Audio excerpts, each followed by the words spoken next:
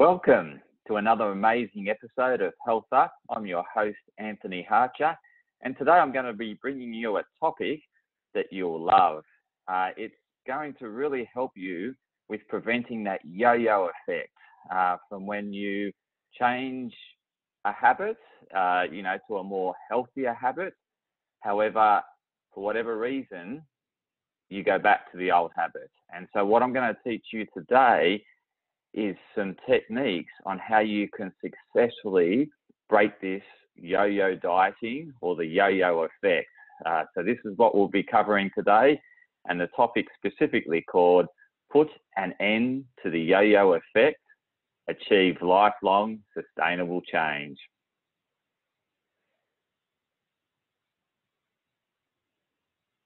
So let's start with a little bit about me. I think this is important because I've walked this journey, and it's important for you to know that, yes, I was at one stage doing a bit of that yo-yo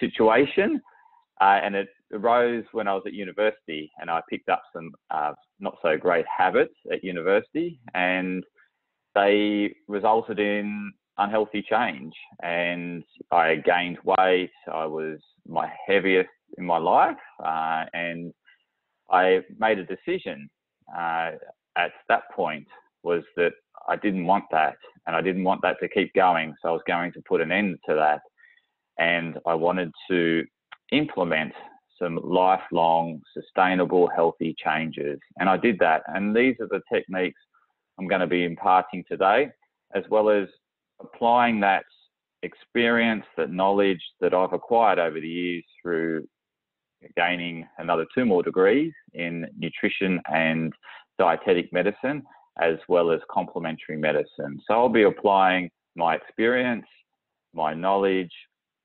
to what I'm sharing with you today.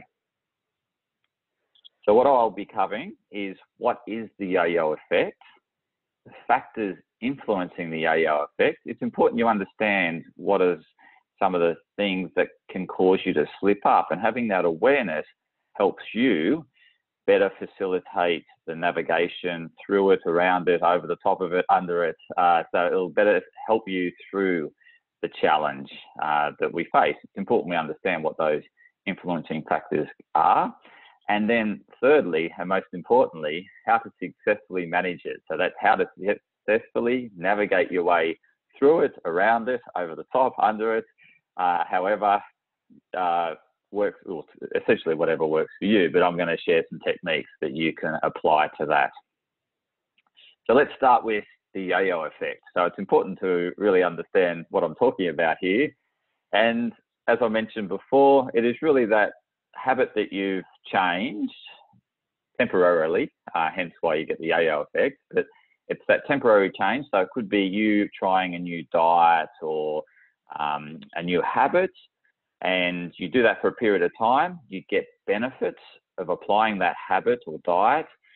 However, for whatever reason, I'm going to go through a few in the following slide, that habit is broken. You go back to old habits or back to your previous diet, which may be way more unhealthier, and hence that benefit that you gain through changing that habit or changing that diet is taken away or lost, and you go back to your previous self, which is in most cases undesirable. So I'm going to go through how can we stop this and break it lifelong, life-lasting. So what are these factors that influence the yo-yo effect? So there's psychological factors, and this is where our body's protecting itself.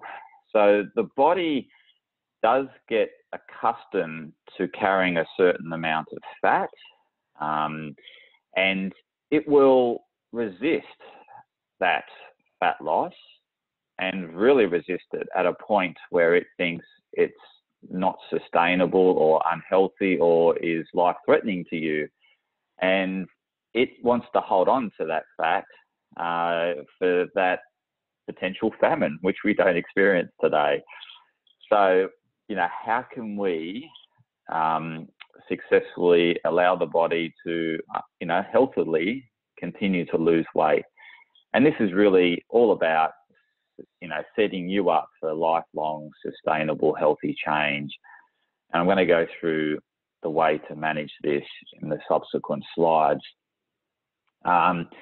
In terms of, there's environmental factors that can also influence why you go back to your old habits or the old diet. And these are all things, basically temptations from advertising that's constantly around us, that's on when we go through social media with, there's advertisements that are put in front of us, when we browse the web, when we walk down the street, we're walking past takeaway food places that have all these beautiful smells coming out of them.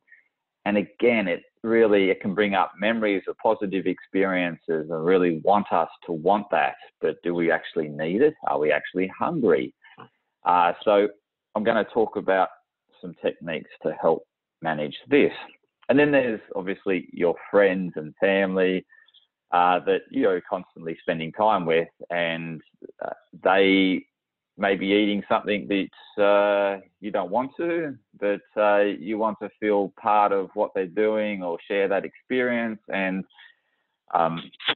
you hence eat something that you didn't want to. So I'm going to share a way in which you can successfully navigate this, because that necessarily is not bad either. So, that social connection, that bonding over that food is fantastic. So how do we then enjoy that experience, but however, generally maintain healthy habits and healthy eating thereafter? So that's what I'll be going through. Also, there's the psychological factors, so the mental side of things. So you've got that, our body or our mind is designed to take the path of least resistance.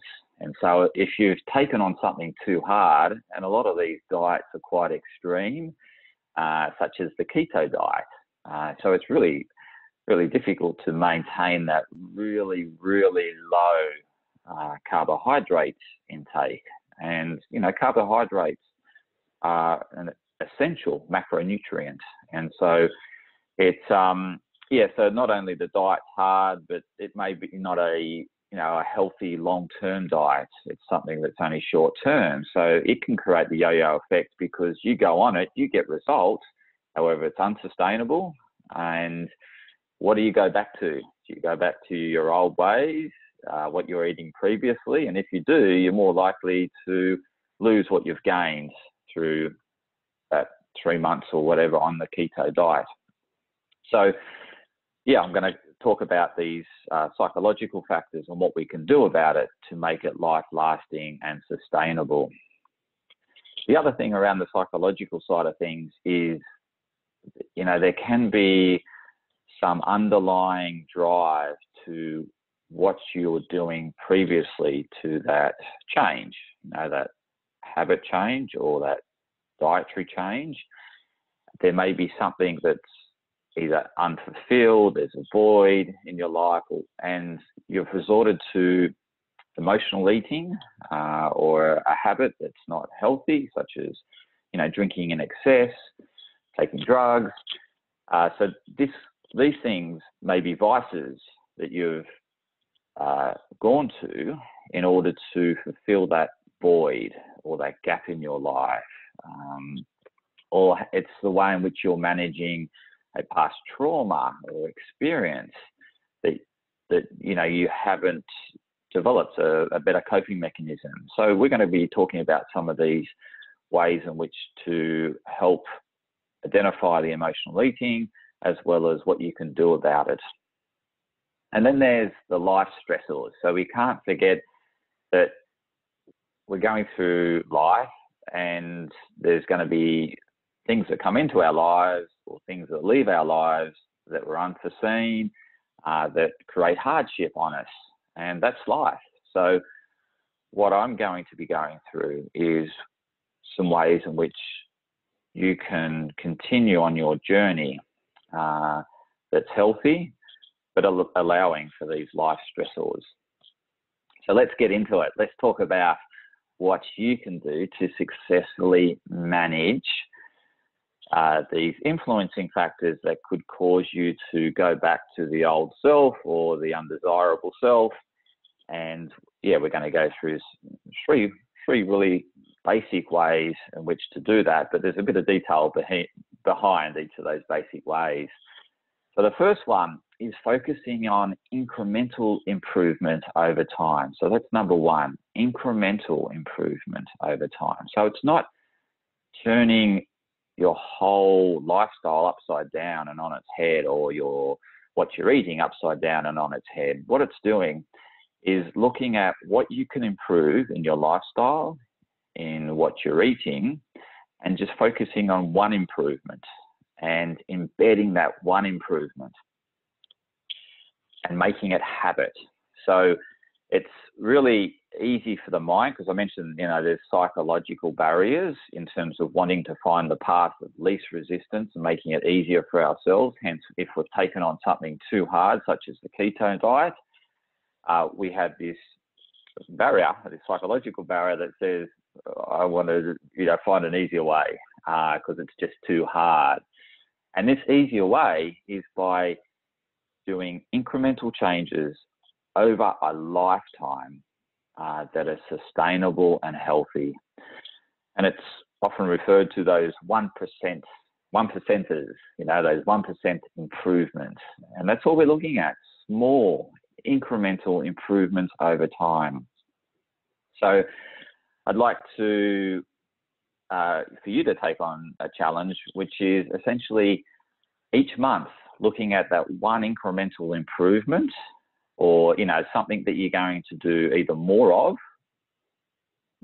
being healthy and less of unhealthy. For that month, you just focus on that one change. That's all you're doing. And you embed that change. So over that month, it will form a habit.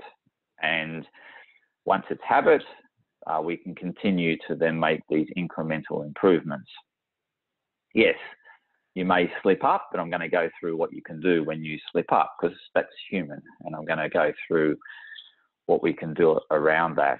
I just wanted to share a story here of a client that had great success by just incrementing one improvement. And it wasn't really changing much of what he ate. It was more the timing of when he was eating. So we introduced intermittent fasting, or a version of that, which is time-restricted feeding, often referred to as the 16 and 8.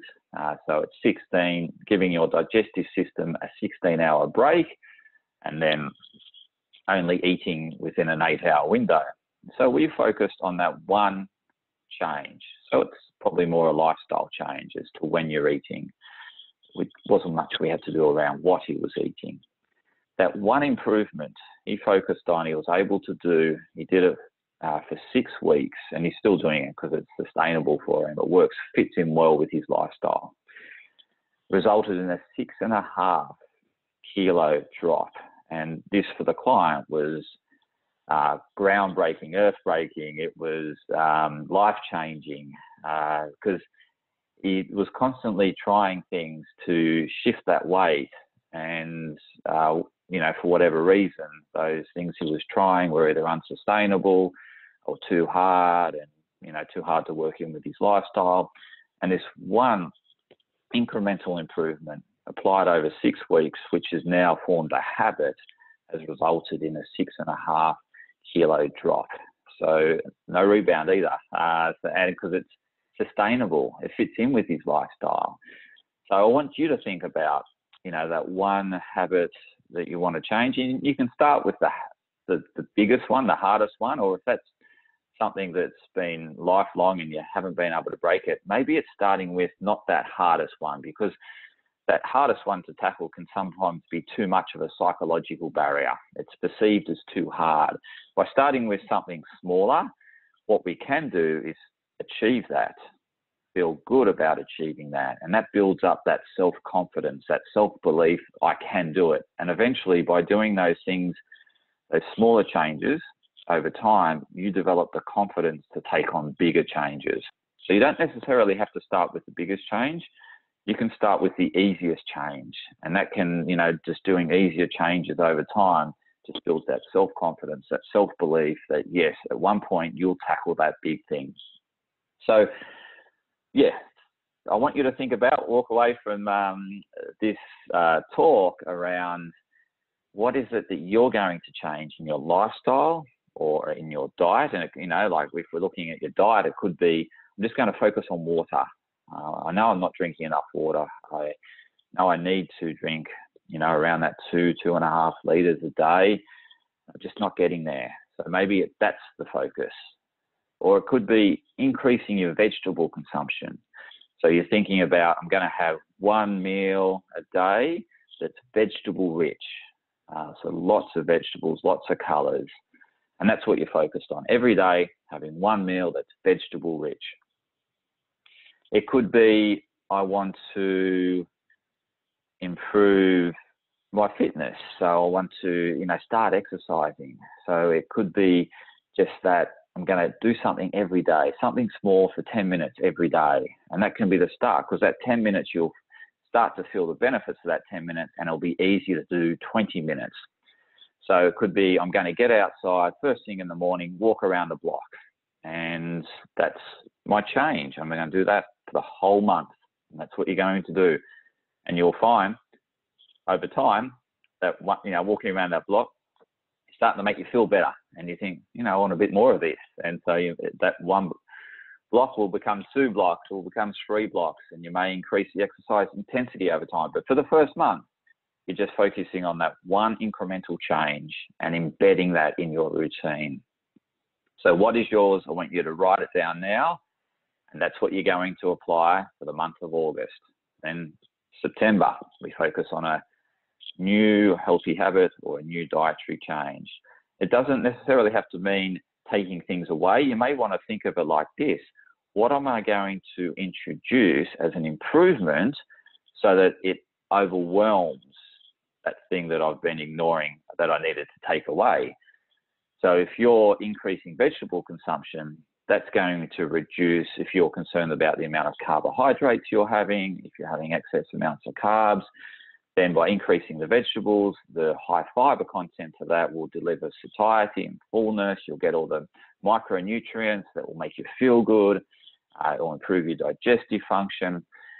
And by just increasing that, it just automatically reduces the carbohydrates. And you didn't have to focus on the carbohydrates. You focused on introducing something new and exciting as opposed to doing without. Because that can be a psychological barrier in itself, is when you think, I got to stop that.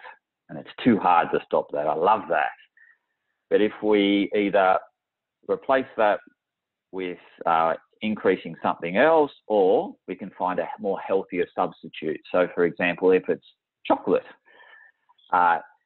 if you move up the cacao percent, so if you're having milk chocolate at the moment, so it's, you know, around that maybe 50% cacao or less, 40% and a lot of sugar. If we move up to 70% plus, the sugar becomes less and it's more cacao, and cacao's well, it's really what, you know, the sugar does boost these, you know, the dopamine, that reward pleasure receptor and feeling. However, we can get that purely from just increasing the cacao content and reducing the sugar. And the cacao is more better for us.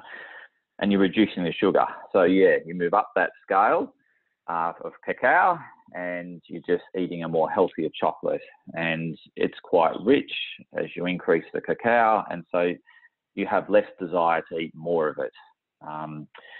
So that's the way in which you can break that psychological barrier, is by making small incremental changes over time, and maybe starting with the easiest one, as I said, and maybe not focusing on what you're doing without, but what you're introducing and increasing. And that makes it easier from the psychological point of view. Okay, on to the next recommendation, and this is around a holistic focus. So yes, we can get carried away with tweaking diets, and we've maybe have been doing that for a decade or so. And that may get boring. So what else can you tweak and improve and focus on? I mentioned exercise before, and introducing that, increasing that, and making that a better habit. And then there's variety of exercise. You may be getting out for plenty of walks or plenty of runs. However, are you doing the variety of exercise? So are you doing a balance with stretching and resistance training? So maybe that's the improvement. Maybe you're doing a lot of cardio. So maybe we need to introduce some resistance training and some stretching. Or it could be the other way around. You're doing lots of resistance training and not enough cardio and stretching. So it's, finding the balance in the exercise. Again, with the diet, and maybe looking for more balance. So maybe you're doing too much without and not enough of things you enjoy. So maybe it is finding the balance. You're too extreme to the other side, and you're not having enough enjoyment around food. And when you're eating out, you're so strict around what you eat that you're not enjoying that social interaction and enjoying it with others because of you not having what they're having. So maybe it's allowing yourself to have those occasions when you're with others to deviate a bit. So that's another important tip. So we can get too fanatical, too hardcore. And it's, again, getting to that balance. So that's part of the holistic focus, because we need to think about the importance of social connection and social bonding, and that bonding can occur over food. And so you need to allow those occasions where you do indulge a bit. That's okay, but it's just that important step of getting back on the bus or getting back on track, which I'm going to go through next, and how to do that. The other one is around sleep. So what are you doing around your sleep, improving that sleep? So that sleep hygiene. So what are you doing what are you doing during the day to help you sleep at night? So that's important to think about your caffeine consumption during the day. You're not consuming too much caffeine. What are you doing to manage your stress throughout the day so that, you haven't got all this built up stress at the end of the day that takes hours to unwind. And that unwinding can be done in unhealthy ways, such as drinking alcohol. So what are you doing throughout the day so that at the end of the day, you're not super stressed? Also, are you exercising during the day to help you sleep at night? Are you getting sunlight during the day to help you sleep at night? So that, you could be just focused on one thing. I'm going to get outside every day for 20 minutes, half an hour to help my sleep at night. Or maybe you're going to, at night, allow for no screen time. So, reducing the blue light exposure, the white light exposure. I'm going to put away my device, turn off notifications, or, just turn it off. And I'm going to have device-free time. I'm going to read a book that I love, or do something for myself and have a nice hot bath with Epsom salts and some essential oils, and just enjoy, bathing in a nice environment that's relaxing, that's preparing you for bed. So, what are you going to change around your sleep? So you could look at one incremental improvement around your sleep. If you really want to challenge, you could then look at it holistically for what you're going to change per month. So, for example, you may be increasing water consumption for the month, and that's your dietary change. Maybe for sleep, you're looking at sleep hygiene before bed. I'm going to prepare myself to bed and allow, 2 hours of device-free time. I'm going to get to bed at the same time every night so I can wake up at the same time each morning. And, that routine then creates good, healthy sleep habits, being consistent consistent with the time you go to bed, consistent with your wake-up time. We're creatures of habit. Our bodies actually like the habit, and provided the habit's healthy. So, you could be looking at one dietary change, a lifestyle change, or you could look at a range of lifestyle changes. So it could, be one sleep change, such as, sleep hygiene that I've mentioned. Plus, you're going to do an exercise change. You're going to get better balance. You're going to mix up the cardio with some resistance training. That's what you're doing for the month. And then with social connection, you're going to make an effort to connect with a friend each week, or connect with a family member each week. And so, you could change one thing in each of those key areas. Mindset is another one. So what are you doing to improve yourself mentally, to improve, that self-development, that improvement of self? So are you doing some, further learning, further education around your career, further education around improving your health, further education around how to have more engaging, successful relationships, or it could be how to raise successful children? You're doing some further studies, to better yourself. Are you improving your mindset in terms of how you think and how you perceive things? Creating that more open mindset, that more growth mindset, as opposed to that fixed mindset.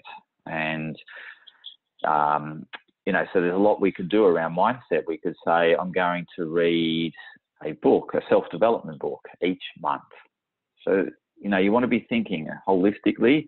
You can focus on one of these holistic changes, or you could try to take on a new change in each of the areas that I've mentioned. So sleep, exercise. I haven't mentioned mindfulness. There's social connection and mindset. So mindfulness, what are you doing around, mindfulness is that real way or good way to manage your stress throughout the day. So what are you doing to become mindful? So mindfulness is just really becoming focused on the here and now. So what is it that brings you in the here and now and away from this scattered thinking, this state of stress, of busyness and just running and reactivity? So, your mindfulness is where you're in the here and now. You're actually present. You're not thinking about the future, not regretting the past. So you're really in the now, and there's many ways in which you can get yourself in the now. There's the obvious ones around meditation. There's breathing exercises, yoga, there's exercise, forms of exercises will bring you in the here and now. There's games you can play, you can doing darts or, shooting hoops, basketball hoops. There's dancing, there's singing to music. There's so many ways that can bring you in the here and now. So you're really in touch with your body and really in touch with your feelings. So that is a great way of regulating stress, so you're not too stressed out. So that can really help. So doing mindfulness regularly throughout the day to help manage our stress can really help our ability to fall asleep at night. So we're not overstressed at night and can't sleep because we've got too many thoughts going around our minds because we haven't released that excited state that we live in today. So, we need to find avenues to release, that pressure. And mindfulness is one of these ways. So, think about a mindfulness task that you want to introduce in your day. And, mindfulness, getting present can be going for a walk in the park and just engaging with your senses. So listening to the birds, feeling the sun on your face, the warmth.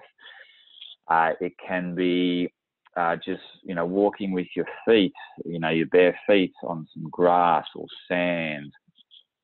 So there's so many ways in which we can get present, by connecting with our senses, drawing ourselves into the here and now, away from worrying about the future and regretting the past. So that's the holistic focus I want you to think about when making lifelong sustainable changes. And thirdly is, I mentioned earlier about, yes, we can go on our journey and things can come in, such as environmental factors or unforeseen events that can really throw us back, and we go back to maybe some unresourceful, unhealthy habits. So it's accepting that, yes, those events are going to happen. We're living a life, and, there's lots of, the future is, so much of our destiny is in our control, but there's going to be unforeseen events that come into play, and we need to acknowledge that that's the course of life and accept that and embrace it. accept it as part of life. However, dealing by accepting it and not, suppressing it, accepting the event, feeling your emotions, sharing those emotions, getting help, dealing with it, managing it, and then getting back on track by making a small incremental change. So you may have to go back a few steps because you've had a significant setback. So maybe you have to go back to the very basics of what you're doing and just focusing on that in one improvement. So, if the event is a tragic circumstances where you've lost a loved one, then, it's that real social connection that you want to be doing more of, connecting with others, feeling the love, sharing your grief, so that's going to really help and support you through those times. So that's probably the area you want to focus on, is making sure you're doing lots of social connecting. And, maybe it's not worrying too much about the dietary. Yes, you'll get around to that, but you've got to go through that process of getting over what's happened. And that's going to run its natural course. But, the starting point is accepting that it's happened, accepting your feelings, acknowledging those feelings, sharing those feelings, and then getting back on track. So I think what I want to really iterate here, or reiterate, if I haven't said it previously, is it's okay to slip up. It's human to slip up. We need to acknowledge the humanness, the human nature of us. It's going to happen. But it's what you don't want to do is, when you do slip up, is then go through all that self-sabotaging and putting yourself down and saying you're no good, and that you can't change, and that you're hopeless, and all these unhelpful thoughts, thinking. So what we want to do is accept that it's happened. It's like spilt milk. The event's happened. We just need to get on with mopping it up and moving forward. And that's how I want you to, maybe you've indulged a bit too much on something you loved. It's actually embracing that, hey, that was, I enjoyed that. But hey, I know that's not sustainable. It's going to take me back to my old ways, my unhealthy self that I don't want to go back to. And so it's important to say, I'm going to make change, and make that as early as possible. So what the worst thing is you can do is do the self-sabotaging and putting yourself down, and then in order to make yourself feel better is to continue those unhealthy habits. So what you want to do is break that cycle and be kind to yourself and accept that you're human. And yes, acknowledge it and say, yeah, I enjoyed it. Hey, but I'm going to get back on track. I'm going to get back up, and I'm going to start now to apply, a small incremental change, or getting back to what you were doing. So you may have had a slip up that you've gone back to those sweets and you've indulged in them. So it's maybe acknowledging what was the driver behind that indulgence. So that's important to think, well, what was it that triggered that reaction? So having that self-awareness of what's triggered it, and then thinking about what can I do to prevent or avoid that trigger again. So that's important. So that's corrective behavior. That's like cleaning up the milk spill on the ground. It's corrective behavior. And it's also helping you for the future, like for that milk spill. How can you avoid that milk spilling again? Maybe you change the way in which you pour the milk, or that you left it in a place that it could easily fall or get knocked off the bench or whatever. It's looking at what you can improve. What is the learning from it? So what's the learning from that event? So I think it's important to go through that bit of self-assessment, and that self-assessment is starting with acceptance, not self-sabotage. It's happened. What can I learn from it? What can I change? And how can I avoid it going forward? So I think that corrective path, focusing on that corrective path as opposed to loathing on the issue, and that self-loathing, self-sabotage, Being unkind to yourself is not helping. It's actually fueling the situation. So we want to break that by, yes, accepting you're human. Everyone makes mistakes, but it's also human nature that we can get back up, we can go forward, we can make change. You know, we have that ability. So really embrace that learning, corrective action, and move forward, and constantly acknowledging that, yes, at times there will be a step back, but yes, you're going to keep going forward. And so it's not a linear progress. It's like this. So it's up and down, but provided you're moving in the right direction. So that's what you want to focus on, moving in the right direction, however, accepting that the advancement's going to be up and down. It's not going to be perfect. So that's important. So that's pretty much, I don't want to overwhelm you. Yes, there's other little tips and hints that I could have given you, but I've given you the bulk of the information. There's a bit more detail behind it all, but feel free to reach out if there's anything you want me to talk more about, and I can do that on a subsequent episode. But in summarizing today, remember that it's a journey and not a destination. So health is a continual journey. It's not somewhere you just arrive at overnight and you arrive and you'll be forever feeling great. It's a continual journey, just like life is a continual journey. So we want to embrace that continual journey and embrace delayed gratification. The results won't come overnight. They're going to come in time. Just as I mentioned, that client that implemented that one change, the reason why that client had success was he stuck with that change. He didn't, after 1 week, say, okay, try something. He stuck with it to really see and to live out the benefits and to reap the benefits. It's very much that sowing and reaping concept. You sow the seed, you nurture that seed, and allow that seed to grow. Right, it's the right seed that you've planted. So plant healthy seeds, nurture them, stick with it, acknowledge that there could be a step back at times, but knowing that you're heading in the right direction, and that's onwards and upwards. Remember, think holistically about your changes. So don't just focus on one area.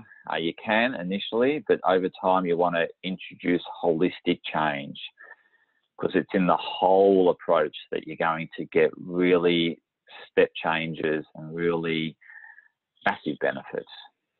So yes, it's important. Diet's important, but also there's exercise, there's sleep, there's, you know, stress management techniques like mindfulness. There's, you know, mindset, you know, improve that self-improvement, finding your why. Why are you doing this? Why is this change important? Connecting with that why, making that why so big that it's driving you in that upward direction all the time, and no setback can stop you because that why is so compelling. And thirdly is be kind to yourself. Really, really embrace it as a journey. Be kind. Accept events that, yes, you'll have slip-ups.